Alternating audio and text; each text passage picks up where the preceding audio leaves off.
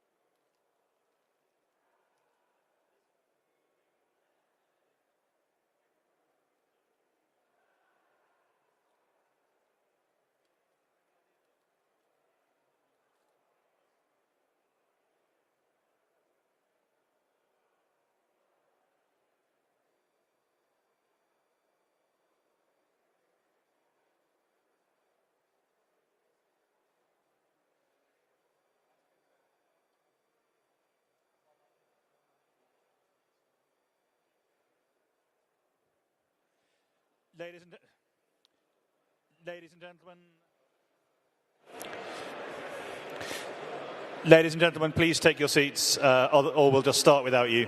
Thank you.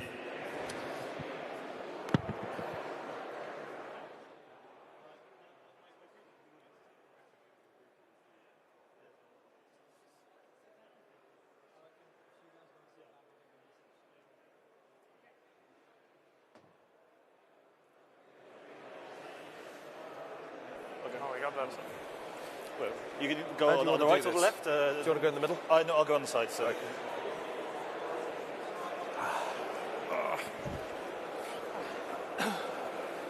That's kind of crowded. Ladies and gentlemen, hopefully it's... Yep. Ladies and gentlemen, we're just going to start talking. So if you could please take your seats. Otherwise, yep.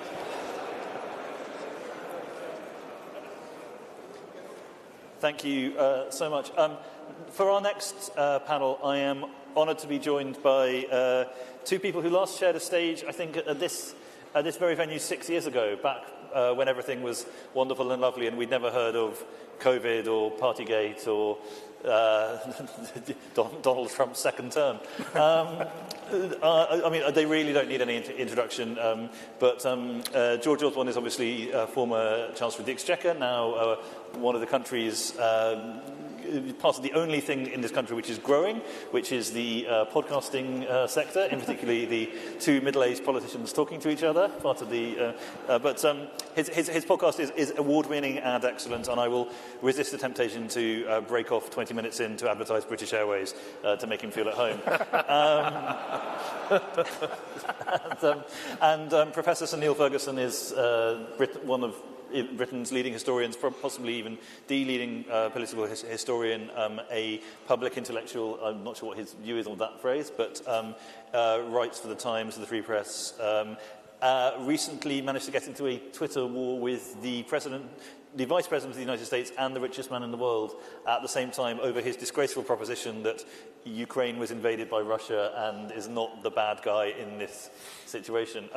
Obviously, there will be a lot of Trump talk coming up, but ideally we can also talk more broadly about the state of the centre-right and the Conservative Party reform and what else you think. So, but let me start with a more broad question, and by the way, I'd really like the two of you to talk to each other and just leave me out of it so I can catch up on my emails.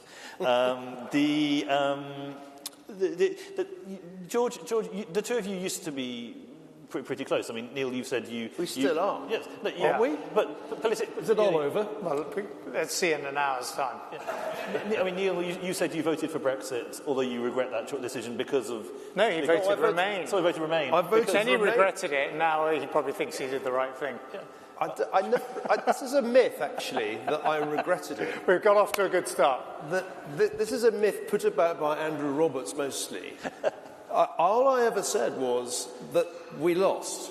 and it was time to move on, and that you couldn't re-litigate Brexit. But George and I were entirely on the same side, and some of you may want to boo at this point, but I supported the Remain campaign, partly because I was not convinced at all by our mutual friend Dan Hannon's economic arguments for leave.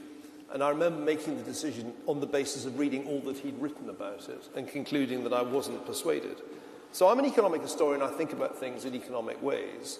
And my feeling at that time, back in the distant days of 2016, was that it would be more costly than beneficial. And I still think that's true, but we lost. And having lost, and I think we lost because non-economic arguments prevailed, the correct position was to accept that, as one is taught to accept defeat. And as a Scotsman, I'm very accustomed to accepting defeat. They probably exhibited William Wallace's body in this building at some point. No, but actually, it's not a bad starting point, because I think one of the challenges for the Conservative Party, which obviously I care deeply about and gave me, the best years of my career, and it's actually fantastic to be here with the CPS, who I got so many good ideas from over the years I was active in politics. See, I think one of the things the Conservative Party did, both at the sort of Brexit vote, though of course 2/3 of Conservative MPs voted Remain, and the majority of the cabinet and whatever voted Remain, but the most sort of credible Brexity argument in that referendum was, we don't think this will be better for the economy, but we value other things. We value our sovereignty, we value control of our borders. That was, if you listen to the most intelligent of the Brexit arguments, it was that. It wasn't a claim that Britain would be economically better off. It was in some ways a way of kind of trying to take the sting out of the economic argument which I was running as the Chancellor at the time. And I think if you look at the Conservative Party's story ever since that 2016 vote, it's often not put business and the economy first. And I think that's been one of its big challenges and remains a big challenge today. So the campaign that won sort of saw big business as part of the blob or the people they had defeated, and the business organisations were dismissed in the same way as the kind of trade unions and the civil service. This was the establishment that these insurgents had beaten. And then you get to the actual kind of Theresa May Parliament and Boris's election. And again, every attempt to put an economic argument for staying in the single market, which Dan Hannan used to advocate, staying in the customs union, which had never been aired during the campaign, was relegated in pursuit of something purer, which was sovereignty and parliamentary control. And so again, the economy took second place. Then you get to the 2019 election, and what is the Conservative Party's central election message other than get Brexit done? It's we're going to spend more money on police officers, more money on hospitals, right? 40 more hospitals, all about inputs and public expenditure. You then get to COVID, and for very understandable reasons, you want to protect the population through that period. And business, by the way, during this period is told to F off. Right? And at each stage of the Conservative story, business is not regarded as the most important thing. The economy is not the number one issue until suddenly it is, but by this point it's late in the Parliament and it's close to election. We'll probably come and talk about it, the quasi-Kwarteng mini-budget. And even when you get to the kind of general election campaign, in last year, the message is still around immigration control. I'm not saying it's not important, stop the boats, but where's the big economic message? And I think fundamentally, if you've gone back to the 1970s and the CPS and its work with Margaret Thatcher in opposition, at the heart of it was an economic message. There were lots of other important things in society, but if I was trying to rebuild the opposition, I would start with an economic message. And of course, Trump's message was actually one about living standards as much as anything else. Well, if you want to understand how Donald Trump got a second term, it's really quite simple. The Biden administration, or Biden-Harris administration as they used to call it, made a huge blunder that led to 9% inflation by the summer of 2022. And they threw open the southern border so that net 8 million people arrived in the United States, more or less all of them illegally. And so that was it. That was really a sufficient explanation for Trump's victory. As is often the case, the victor overinterprets the result and concludes that, in fact, he has a mandate for all 36 of the very radical policy proposals that the Trump campaign published. They published them in video format. You can get Donald Trump to lay out his position on any issue you like. Go back to the campaign website, it's all there. But the voters saw none of those videos because the Harris campaign decided to ignore the content of Trump's campaign. They entirely ignored the content, and they tried to go after the character of Donald Trump. At first, they tried to say that he was Hitler, and once again, as in 2016-17, the voters weren't buying. Then they did lawfare, and that actually completely backfired in a way that was predictable. But they didn't actually go against the things that Trump proposed to do. So the result was that he got elected for those two economic reasons, inflation and migration, and the radical things that Trump intended to do were barely discussed. Now we're shocked to find that Donald Trump is a protectionist, as if he hasn't been telling us that since 1987. He took out a full-page advert in the New York Times that year. He did. He's also consistently argued that our American allies are essentially free riders. He's made that argument since the mid-1980s. And so to act shocked when Trump comes in and does tariffs and beats up on American allies is, I think, a little ingenuous. But the explanation is straightforward. The problem for the Trump administration is that, in some ways, the Biden-Harris administration set them up to fail. And it set them up to fail in a couple of interesting ways. First, the fiscal recklessness of the preceding 4 years has created not only a debt-to-GDP ratio north of 100%, highest it's been since after World War II, but a deficit in excess of 6% of GDP at full employment. That is a huge fiscal mess that it will be extremely difficult for Scott Bessent to clear up as Treasury Secretary, even without all that Trump is doing on trade. The second problem was, and I think I see Sahil Matani in the audience, he pointed this out to me, one reason we did not have a recession, which every economist predicted, in the United States in 2023 or 2024, was that 8 million people were added to the workforce. And they not only were illegal immigrants, they were almost immediately absorbed into the US workforce. And that was one of the reasons the GDP growth surprised to the upside. You stop that, and we have stopped that, and it was stopped even before Trump was sworn in, you are going to have a significant supply-side shock. So the Trump predicament was already tricky economically, even before he decided to do full trade war. Full trade war makes it even tougher. Because we're now looking at, just going back to George's point, it's the economy. If you take Trump literally, and it's always quite a good idea to do that, as well as seriously, you could either take the average tariff rate back to where it was in 1943, that's if you kept the 25% tariffs on Canada and Mexico, or you could go back to 1937 if you fully follow through on the idea of reciprocal tariffs, which we'll find out about on April the 2nd. These are hugely disruptive shocks to the US economy and to the economy of its trading partners. It's very hard to find anybody on Wall Street who thinks this is a good idea. And it's very easy to find people who say, you know, we were glad Trump won, but this is crazy. Because this is going to be so disruptive, it creates so much uncertainty that nobody can make an investment decision. And that trade policy uncertainty was something that people underestimated prior to Trump's re-election. Then they underestimated it right up to the inauguration. I'll say one last thing. What happened under Biden and Harris was unsustainable. And she would have been a disastrous president. It was not a difficult decision to vote for Donald Trump if the choice was Trump or Harris.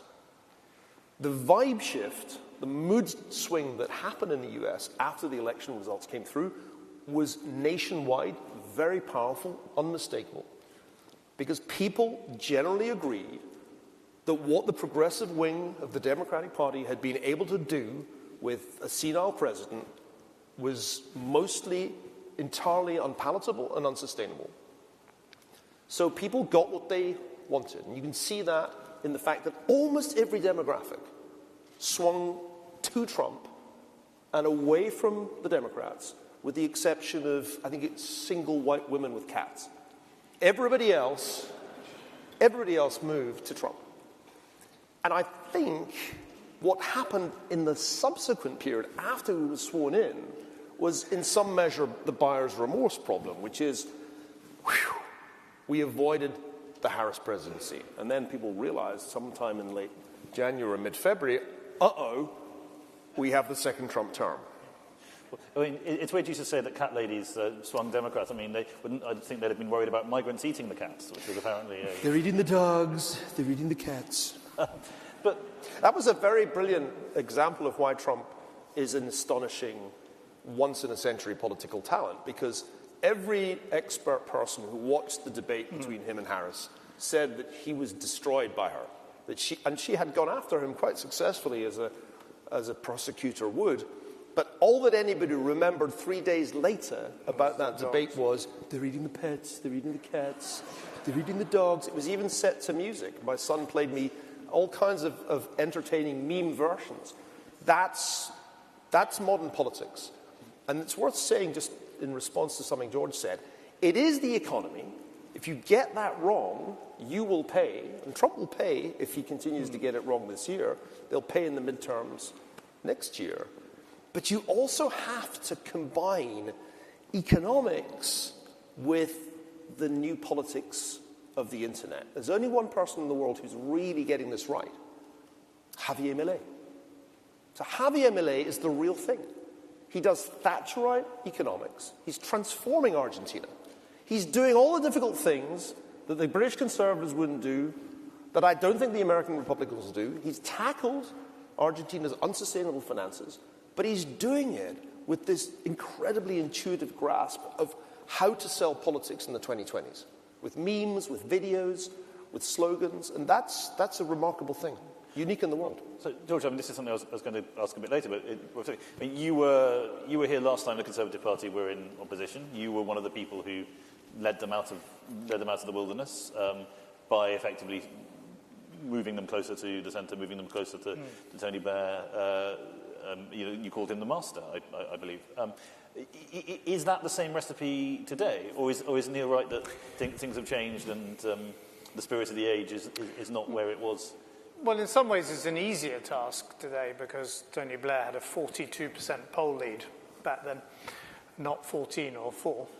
And, this Labour government have not taken to office with anything like the alacrity that Blair and Brown did back then. And, by the way, sealed the deal with the entrepreneurial class by cutting CGT and cutting corporation tax. It was a really hard government to be in opposition to. And I was there as William Hague's political secretary and working for Michael Howard and then working with David Cameron. And, I spent the first 9 years as an MP in opposition. And I remember something right when we started in opposition in 1997.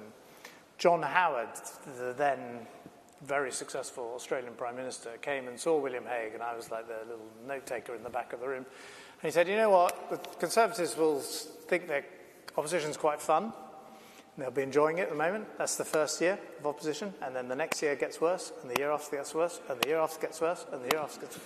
And then, I can see various familiar faces here in the first couple of rows of tables who were with us during that journey.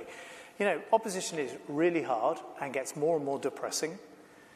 And the Conservative Party has a really big mountain to climb. And despite the problems that the Labour government has, the truth is the Conservative Party got its worst results since 1832. Right? I mean, a historic defeat, right? A crashing historic defeat. And you have to kind of start, if you're the Conservative opposition, of thinking, where do I want to be at the next election? Not where do I need to be today and where do I need to be tomorrow? And there's huge pressure on the opposition leader, and I have a lot of sympathy for Kemi Badenoch on this. And she's trying to achieve something that hasn't been achieved since the 1970s, which is an opposition leader coming out of a election where their party's kicked into opposition and then they win 4 or 5 years later. That's not been achieved since then. If you think of all the Labour opposition leaders in the 80s and the Tory opposition leaders in the 90s and then the Labour opposition leaders again in the recent period. It's really hard to do it in one term, but you have to start with where do I want to be at the next election? And you have to show enormous resilience, and you have to hold your nerve and not worry about what people are saying about you today and tomorrow, because there will be lots of like, where's Kemi and why is she not saying anything, whatever. Everyone is going to know who the leader of the Conservative Party is come the election day in 4 or 5 years' time. The question is, what are they going to think about that person? And have they got the party onto the issues that are going to be relevant in that general election? And I'll give you, just because they're not going to be the things you necessarily hear at this conference, I'll give you, so the economy you will be talking about at this conference, right? And it's got to be front and centre. Whatever Labour does, people are not going to feel much better off at the end of this Parliament. That's now clear. So where is your economic plan to reassure people that you're not going to trash the economy, you're not going to have a repeat of the Liz Truss disaster, which has done enormous damage to the Conservative Party's reputation, not unlike Black Wednesday, back when I was in opposition, years earlier, and you keep saying, well, it's a totally different set of people, and what's it got to do with us? But Labour will keep coming back to it. So you've got to have your economic policy, and you've got to have some plan that's both reassuring and has some promise the upside. But I'll tell you 2 other things, which you won't hear in this conference. NHS, election after election that I fought and lost in opposition, we got hung on the NHS in the final weeks of the campaign. And you could argue even in 2010, one of the reasons we didn't get a majority was the attack from Labour that the Tories, if they get in, are going to destroy the NHS. They'll say the last time they were in, there was like massive queues. You let these people in, they're going to cut spending, they're going to cut the NHS. And it took, like David Cameron literally saying, my political priorities can be summed up in 3 letters, NHS, to reassure people. That is always one of the biggest obstacles to the Conservative Party coming back. And I'll tell you the other obstacle, and again, no one will want to hear it in this hall. There are 73 Liberal Democrat MPs. 73 Liberal Democrat MPs. And we did all sorts of things in the opposition from 2005 onwards, David became the leader, to try and win the Liberal Democrat voters over. Vote Blue, Go Green, hug the Liberal Democrats. Eric Pickles ran a brilliant campaign around that as our party chair at the time. But what people forget, because subsequently there was a coalition, that effort failed. In the 2010 election, the Liberal Democrats basically got the same number of seats as they had done 5 years earlier. A couple fewer, but basically the same. And our whole effort to win back Liberal Democrat marginals failed. Now, the one thing it had done, that campaign, was set us up actually to be in coalition with the Liberal Democrats. Because we had been saying the right kind of things, and they thought, we were their kind of people and so on. Something that ultimately in 2015 they learned to their cost we weren't. But you've got to, if you're sitting there and you're just thinking about how am I going to win, not how am I going to be a think tank or an opinion column in the Daily Telegraph, but how am I actually going to get this party into 10 Downing Street? What's your Liberal Democrat strategy? There's a lot of focus on your reform strategy, which I understand, and that's a bigger challenge than David had to face or the opposition leaders before him. So I have a lot of sympathy for that problem. We can come on and talk about it. But what's your Liberal Democrat policy? How are you going to get back 73 MPs? How are you going to make sure, if it's a hung parliament, that Ed Davey might put a Conservative leader into 10 Downing Street rather than a Labour leader? Create some optionality.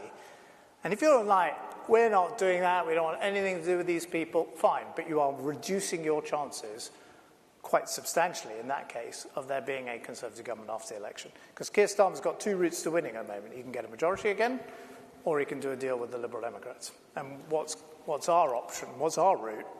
Like, win an outright majority, which at the moment seems like a historic task. Do you know, as you're talking, George, I'm thinking, isn't it ironic that after Brexit, British politics has become more European in its character, so that the situation of the Conservative Party is pretty much analogous with the situation of the Christian Democrats in Germany, where they have to worry about the party to the right of them, but also the party to the left of them, and where coalition options become really the only options after a certain point. fragmentation of British politics into a multi-party system is one of these things that happens without British people quite noticing. They don't realise that there hasn't been a two-party system in this country since we were kids.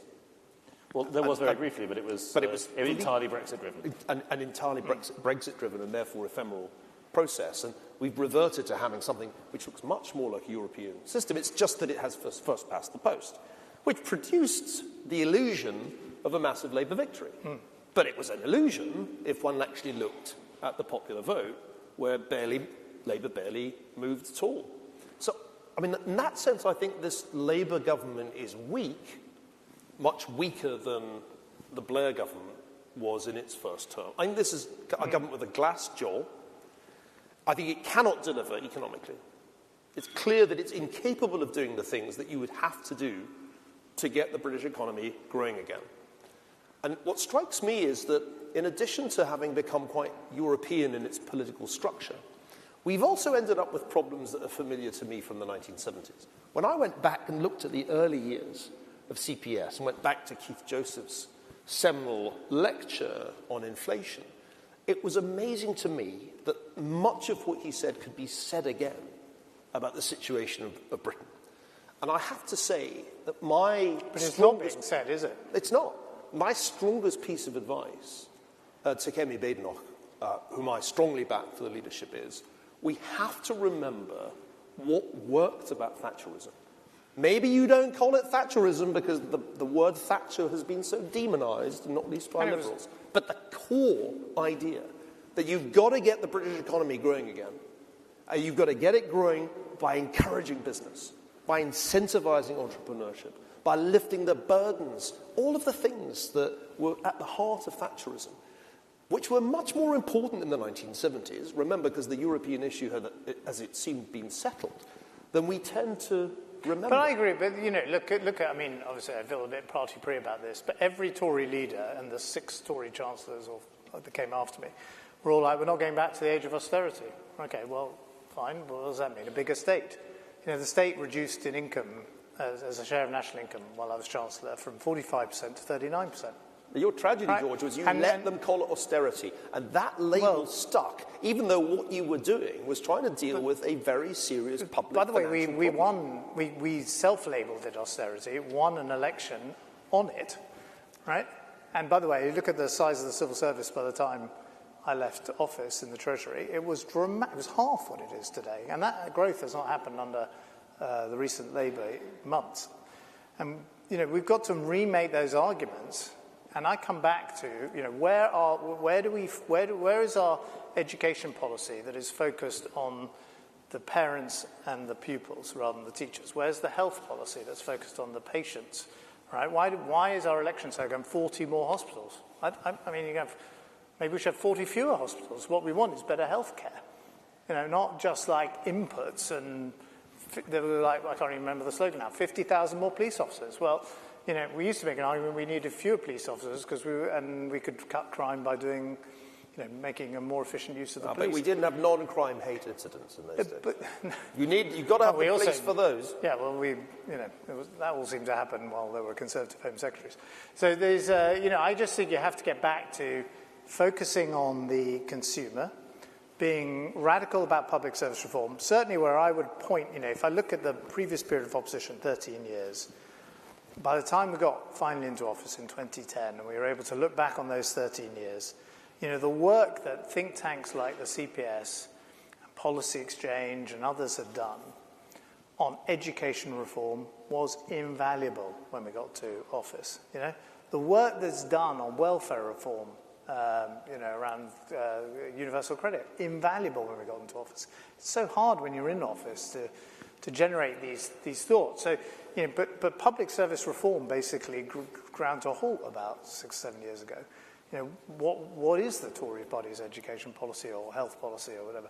You've got to, you know, that is really valuable work that can be done in opposition. It can be done in a way that's not frightening to voters. It can be done in a way that is, you know, whoever is the next Tory education secretary can go, let's use all that thinking we did in opposition. And it's around structures, and it's around what you're delivering for the users of these services, not just how much money you're putting into it, or how many teachers you're employing, or how many schools you're building. Investment. I mean, the question is, how do you get the investment up? Again, it's simple when you think about it as an economic problem. The terrific Foundations report that was published last year makes it clear that this country has systematically underestimated in housing, in energy infrastructure, and in its transportation. Compare it with France, and you can see the problem. And then you add in the large-scale net migration. That explains why everybody thinks Britain is broken, because it looks broken. It's not been invested in, and we've increased the population through an immigration policy that will look like one of the biggest mistakes of the Conservative governments post-2016. So the most important question that Kemi Badenoch has to answer is, how are we going to raise investment in Britain so that all of these problems get addressed? The good thing is that Labour cannot do it. Labour cannot do it because one important thing you have to do is make sure that you don't get the unions, and particularly public sector unions, vetoing what needs to be done. The obstacles to large-scale investment in this country look, to me, quite obvious. Dysfunctional systems of planning, bureaucracy, all of these things, unfortunately for us, are rather closely aligned with the Labour movement. It's not Labour that is going to tackle these problems. They'll talk about it in the same way that they'll talk about doing something about our greatly weakened defence capabilities, but they won't be able to deliver. And I think it's going to be that delta between promises and delivery that makes Keir Starmer vulnerable. But only if, and here I agree with George, only if the Conservatives have a coherent story about why they'll be able to deliver what Labour has failed to deliver. But it feels like, I mean, from earlier sessions to today and your conversation slightly, it feels like there were two sort of separate narratives here almost about what the Conservatives and what the future of conservatism is. You know, one is, I wrote about this in the Sunday Times a while back. It's a sort of attitude to institutions. You know, is the Conservative Party about conserving things? Is it the party of defending what exists, defending institutions? You know, the OBR, for example. Is it a sort of radical, creatively destructive, insurgent force channeling popular anger? Essentially, is it a party of the haves or the have-nots? And I think that is sort of one of the fundamental tensions that's within our. Maybe it's the party of the want-to-haves, the people who, you know, want to accumulate, want to be, you know, are ambitious for themselves and their families, and you know, the Conservative Party at its best sweeps away all the obstacles to those, even if those obstacles are institutions or established hierarchies or aristocracies or whatever. I mean, that's the. You know, we all have our sort of favourite, you know, one of my heroes is staring down at me here, William Pitt. But you know, I think the Disraeli quote, there's a Disraeli quote from like the 1870s where he says, I'm going to paraphrase it, but change in a progressive country is constant, and the question is not whether that change happens, which is irresistible, but whether the change happens consistent with the principles and traditions of a country, or is arbitrary and applied and delivered through abstract principles. And the second bit being the left, and the first bit being conservative. So I think Conservatives can lean into change, not resist change. They're not the no change party, but do it in a way that is broadly consistent with the institutions of the country, and a respect for the rule of law, and a respect for, you know, the you know, things are done in an orderly way, and you know, where it's very dangerous when conservatism sort of switches into a kind of smash the institutions. I personally think that's quite risky. Now, of course, Margaret Thatcher, I know the conference is in honour of her. You know, she stands out there as the kind of example of the great Tory radical, and the British state was broken in the 70s. So she always makes you think, like, should we be pushing to be more radical? But ultimately, I think you do have to be careful if you completely unanchor yourself from the history of the country, and or you're just more likely to become a cropper and not succeed, and not understand why others have failed to do what you think is an easy thing to do. But I think it's a bit of a false dichotomy that you came up with there, Rob, because ultimately, what Margaret Thatcher was very good at going after were the new institutions that had arisen with tremendous speed after 1945. Yeah, the central bank. New institutions of corporate, bureaucratic planning, which empowered the unions and institutionalized what was in effect the dead hand of the state. So her radicalism was directed against that ultimately disastrous post-war consensus that big government was the answer and the man from Whitehall knew best. What she was appealing to was in fact an earlier kind of conservatism, something that made me think back to the interwar period when there was a great deal more dynamism in the British economy, when we didn't have a national. We built houses, for one thing. We built houses. We built houses, and we're very good at building houses. And that's one of the things that struck me as I was reading the Foundation's report, that in fact it's only relatively recently that Britain lost the ability to invest and innovate and build and have a really good health service. And most of the great mistakes were made in the period after 1945, especially in the 70s. Thatcher did a huge amount to roll back that blob, that newly formed post-war blob. The tragedy of the period after her departure from power was how much it came back. To an extent that they conceal, the Labour Party is still the party of the blob. And it still aspires to do things that ordinary people regard as mad. This is going to happen in education. Once it becomes apparent exactly what Labour's agenda is for education, people will realise what is under threat. The reforms that Michael Gove so successfully achieved in his time at education. So I think in a way Labour will play into the Conservatives' hands because it's committed to radical ideas and the power of the state. What will make the Conservative Party credible is if it goes after that. And you can go after the blob, you can go after the corporate, bureaucratic, red tape state and still cherish the traditional institutions of the country, which Disraeli was talking about, and which Roger Scruton, the late lamented Roger Scruton, was so good at reminding us of. Let me give you a perspective. Well, sometimes, we're good at inventing traditions, aren't we? I mean, well, yes. Every successful revolution presents itself as a restoration. It's true, and yet, let me just give you a transatlantic perspective. I spent most of the last 20-plus years working in the US. Coming back and being in England again, I'm struck by a fundamental difference. We do have ancient institutions that are deeply embedded, organically embedded, in every town and village in the country. It's not like that in the US. American conservatives are trying to conserve a revolutionary republic with a very good constitution. They're not trying to conserve the rule of law dating back to Magna Carta. They're not trying to preserve a church and a monarchy and a system of government that is truly ancient. So conservatism in this country has a quite different feel to it. And that's, I think, a strength. And I'm very struck by the fact that that's still there wherever I go. I'm not just talking about London. I'm talking about going to provincial Britain. You sense that tradition is still there. It's there at the village level. It's there in the pub. It's there if you go to church. It's there if you talk to local people. They are still deeply committed to a certain vision of Britain, a vision of England, that has not been effaced by all the efforts of the central planners and the bureaucrats in Whitehall. I think you might have the nuns cycling through the mist or whatever, and the whack No, I'm just sitting down. I'm sitting. No. You don't need to mock it. I know you're a very metropolitan guy, Jordan. You don't get out to the country very often. I do that. Come and visit us in the country one day, and I'll show you that it's true.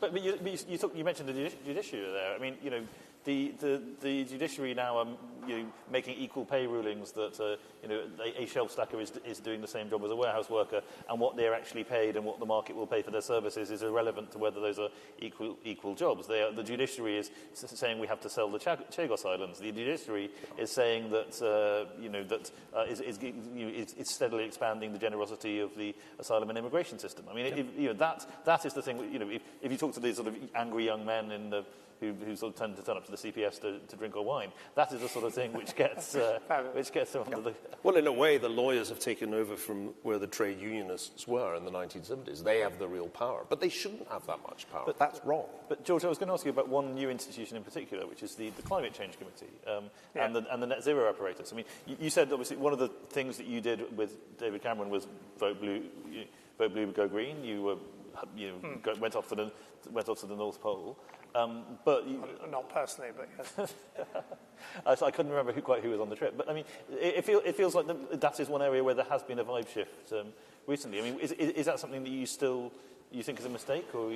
Well, I think I think back to those arguments. I mean, first of all, there's a difference between opposition and government. So in opposition, what you're trying to do, everything you say is not actually going to happen. You're trying to communicate something about yourself and about the kind of values you have and the kind of people you'll be if you get into government.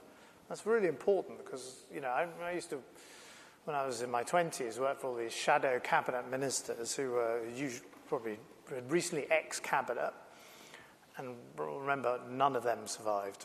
I mean, by the time you got to 2010, I think only William Hague maybe had been in the cabinet, and Ken Clarke was brought back as a later but most of the, that initial shadow cabinet looks so different from the shadow cabinet that finally got elected, and the same would be true, of course, of Labour today. There are one or two survivors from the last time Labour in office, but very few. So you're trying to say things about yourself, and we were trying to say that this Conservative Party is interested in your environment. Remember, it was not just climate change. It was also about your local environment, and we used to have those big things where we would go and clean up a park to show that we were getting involved in communities, that we were not people who were distant from the communities we lived in, social action projects that Steve Hilton pioneered. And it was all about trying to show a different kind of set of values. The Conservative Party, arguably ancient Conservative values of conserving and protecting the environment. Then, in government, of course, we had lots of rows. David Cameron's famous for saying green crap, right, at some point. And certainly as Chancellor, I was like, you know what it actually costs to sign up to these things? And I'm all for moving in the direction of that. But, the reason why I wanted a new nuclear power station built in the west of England, which was hugely controversial at the time, everyone said it was either a waste of money or,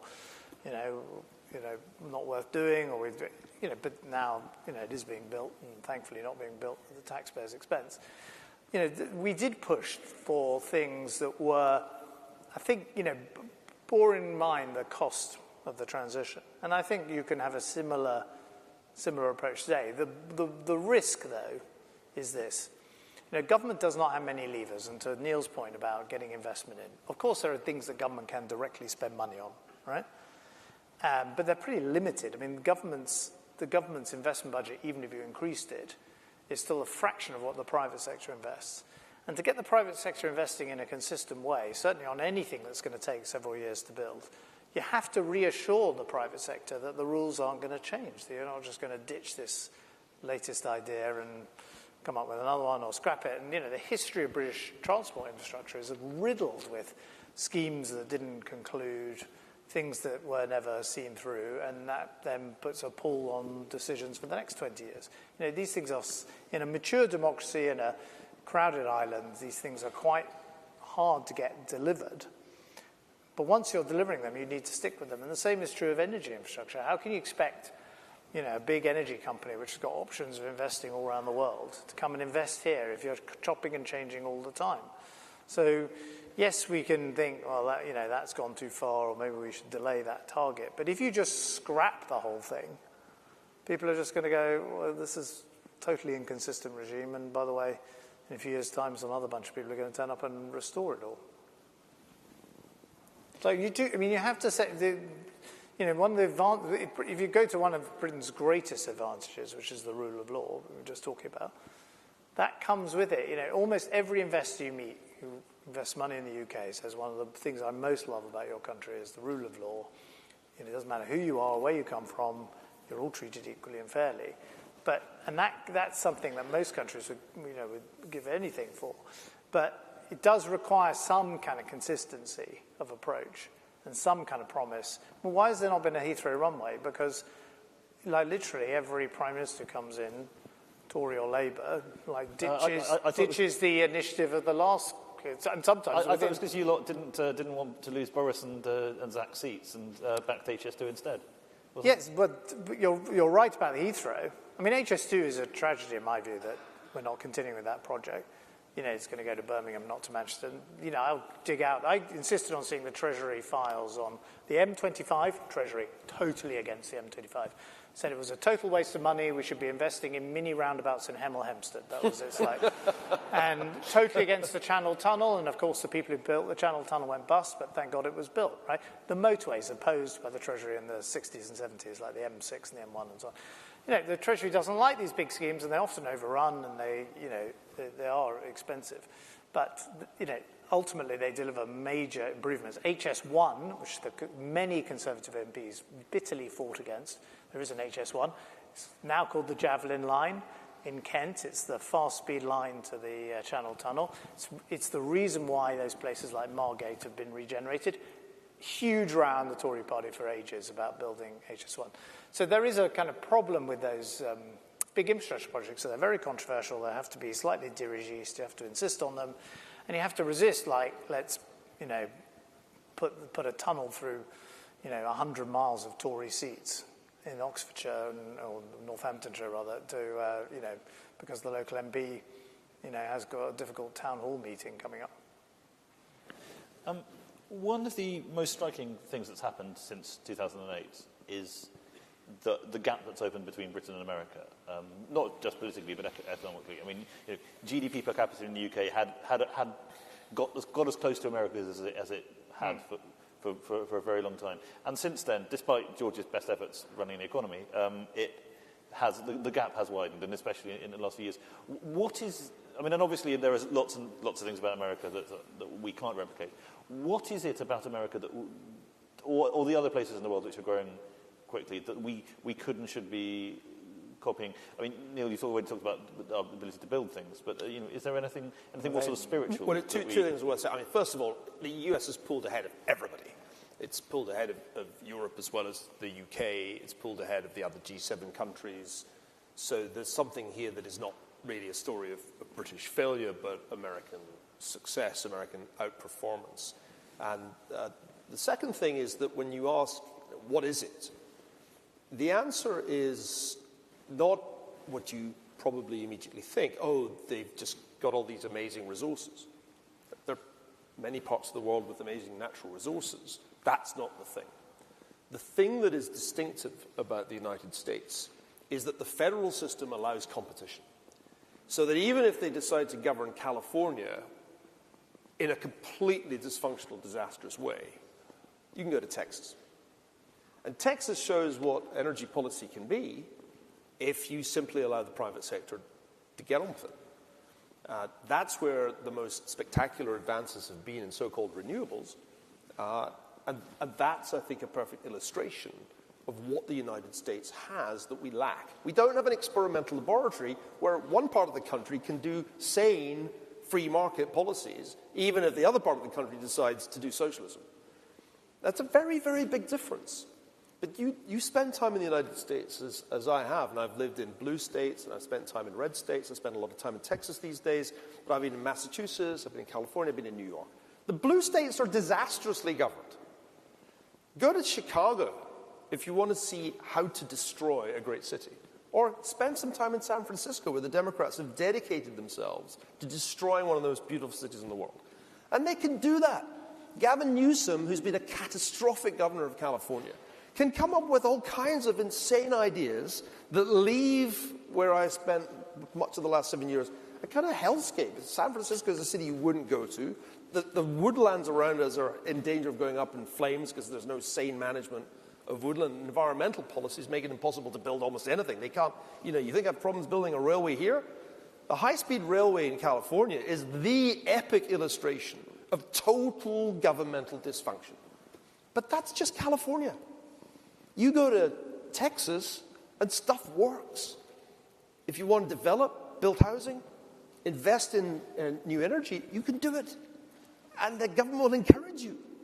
So the biggest problem we have is that we have a highly centralized system where you basically get variations on socialism. You want a little hard stuff, go up to Scotland. You want a lighter version, spend time in England. But it's the same basic model. So there's no competition. When my friends in Silicon Valley got utterly pissed off with the Democrats, and they did finally get utterly pissed off with them, They left. Elon left. Joe Lonsdale left. They're in Texas now. And their tax dollars are not going to California anymore. So I know it's not fashionable to say it, but federalism looks good from an American vantage point. It's the reason that the Democrats haven't been able to destroy all of America, which they would certainly have tried to do if Kamala had been elected. But you could try. I mean, I think the elected mayors in England, whilst nothing like as powerful a federal system as the United States, are a route back. And remember, if you think of like the Conservative revival in opposition, it starts in local government. It starts in winning them.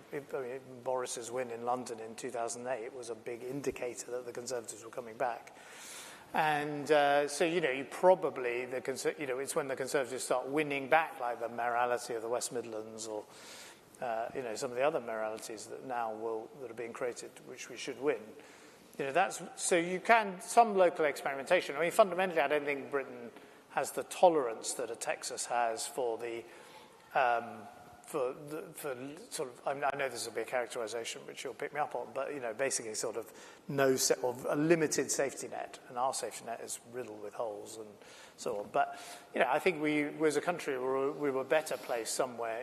But we have a safety net, which is a comfort blanket. I know. And millions of people who should be working are not working because of bogus mental health claims. You can't do that in Texas. Right. But why? And guess what? That really works. No, but that requires tough welfare reform. Yeah. Well, the government's talking about doing it. It'd be pretty embarrassing for the Conservatives if any kind of welfare reform gets done by a Labour government. No, that is going to be embarrassing. So you do have to, these things are difficult to do. But I don't think the Conservative Party should not lose sight of its basic principles, which it believes in enterprise and business. I've made that point. We don't tell business to F off. We work alongside business, right? We believe in smaller state, not promising ever more public expenditure, right? That requires difficult decisions on things like the welfare state, right? And not endlessly siding with those who want to avoid cuts and whatever.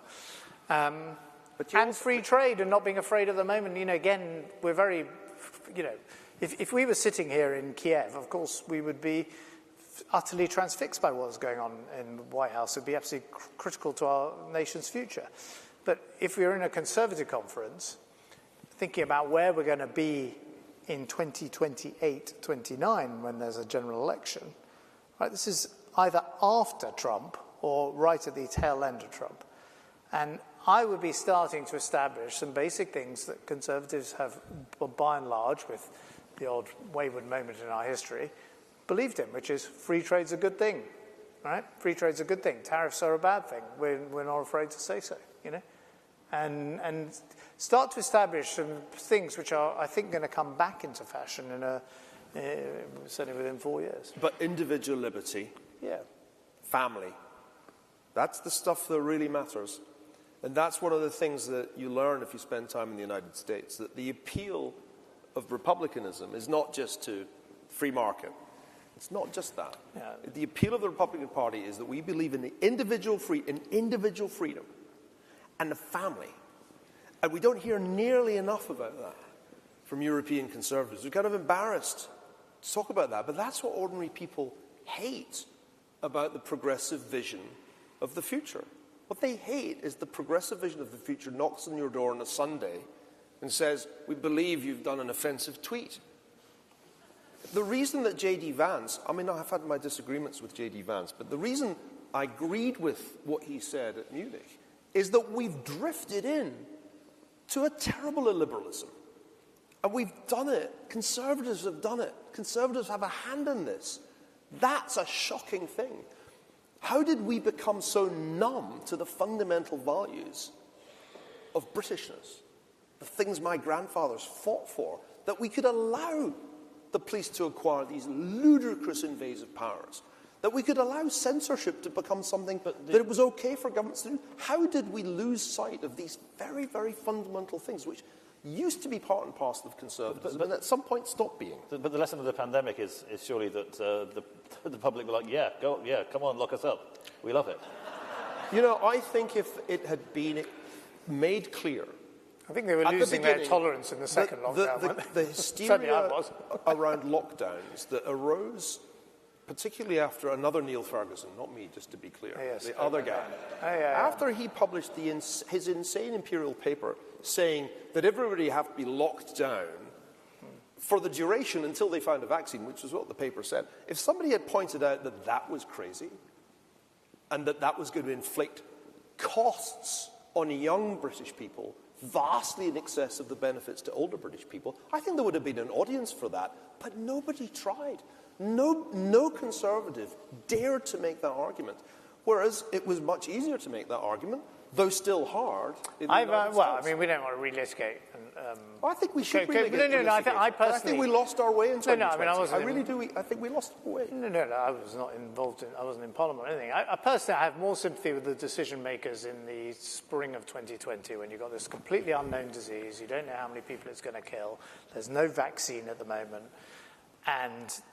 You know, the lockdown strategy seemed like the right approach then. I have much less sympathy a year later when you have the vaccine, right, and you're clear that whilst tragically some people have died, it's not, you know, it's a disease that society ultimately can cope with and absorb. And it's more the sort of second half of the decision-making than the first half. You have to have some sympathy for Downing Street in March, April 2020, when it's like, God knows what this disease is going to bring. So... But anyway, we could spend a whole hour talking about it. I'm afraid we have almost spent a whole hour talking, and I know could spend an hour more. So just in the seconds that remain, your 3 or 4 point plan to save Conservatism. Well, look, you've got to focus on winning, right? The opposition is not about being in opposition, it's about winning. It's about winning enough people at a general election or enough seats at a general election, however you get there. It's obviously better with more votes than fewer votes, but ultimately you want more, as many seats. They call you a political genius. So you've got to like David Cameron's slogan when he became opposition leader, after we tried like 3 other opposition leaders, and he, by the way, was the 5th place candidate in that contest. The Times newspaper advised him to drop out of the contest because he was embarrassing himself at one point. And but the slogan was "Change to win." And if you're in opposition, there's nothing wrong about trying to win. Right? As I say, you're doing a different job from a think tank or a newspaper column, or so that's the first thing. You've got to focus on winning, and you've got to first thing. Second, where is the argument going to be in 2028, not in 2025?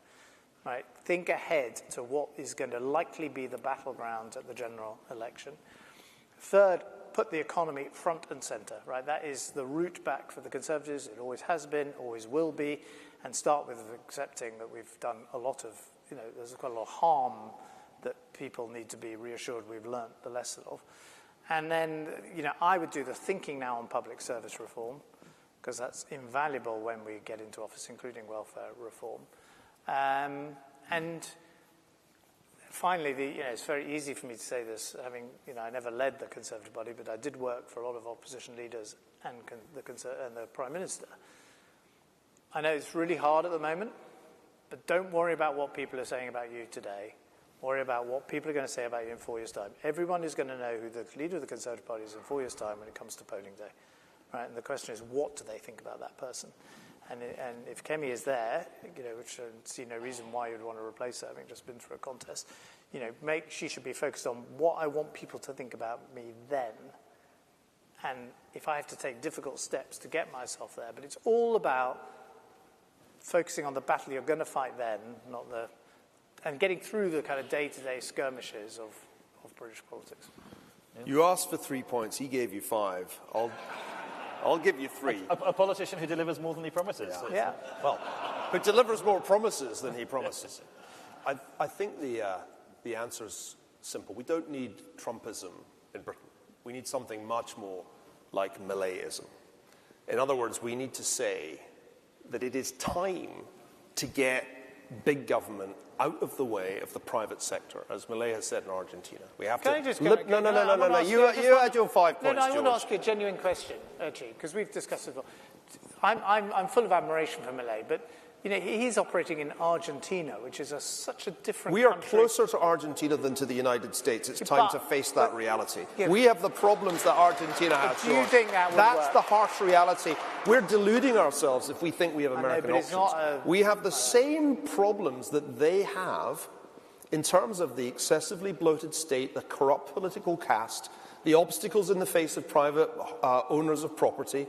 It's very much closer to Argentina than most people in the British political elite want to admit. But I tell you, if you go to South Wales or you go to central Scotland, that looks a lot more like Argentina than Westminster does. I just fear that a similar campaign by the Conservative Party But let me finish my 3 points. Let me finish my 3 points. You need to be radical about reigniting the private sector, because Labour is going to fail to do that. We can be sure of that. And so you have to appeal to the entrepreneurial spirit that still exists in this country, even at the small-scale level. Small businesses want to be told, you're going to have electricity that makes your business viable. That's the fundamental thing. And here I agree with you. You began by saying this. I agree with you. But that's only one of the three. The second thing you have to say is, as Millet says every day, liberty, damn it. Liberty, damn it. Freedom for individuals and their families. That's the second thing that we've got that Labour can never have, because it's completely antithetical to their political ideology. And thirdly, we haven't talked about it enough, Britain needs to have power again. Britain cannot continue imagining that the peace dividend is forever. We need to rearm. It's a dangerous world. We're as much at risk from Russia. Look at the range of Russian weapons. We're as much at risk from Russia as they are in Kyiv. We're deluding ourselves if we think we're not, because if NATO's now based on a contingent commitment, if Article 5 is if the president feels like it, we're as much under threat from Russia as Ukraine is. So that's the third thing. Kemi Badenoch is going to be the Thatcher of our time. I've got great confidence in that. If the Conservative Party has the guts to back her, she is the only person I have seen in the modern Conservative Party with the intellectual firepower that Margaret Thatcher had, the genuine curiosity, the interest in ideas that has been utterly absent in the leadership of the party for years, has a genuine courage. She has guts. And that's also rare, I'm afraid, in the British Conservative Party. And that was the thing that Margaret Thatcher had that we desperately need now. So we just need to get behind her. Her instincts are aligned with mine. The economy, the free market, the individual and the family, and a strong national defence. That's the essential ingredients. That's what she aspires to. And if you're not with her, you're against her.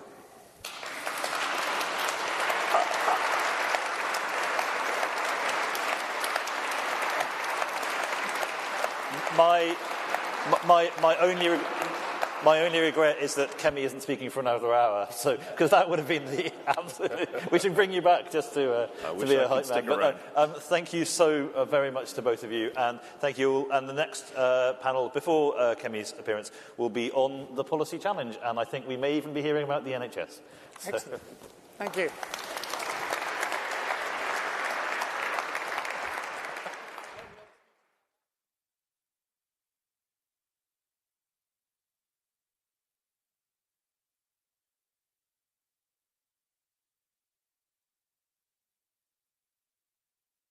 Public service reform. How are you? I missed what he said. He was saying no one here is going to talk about the NHS.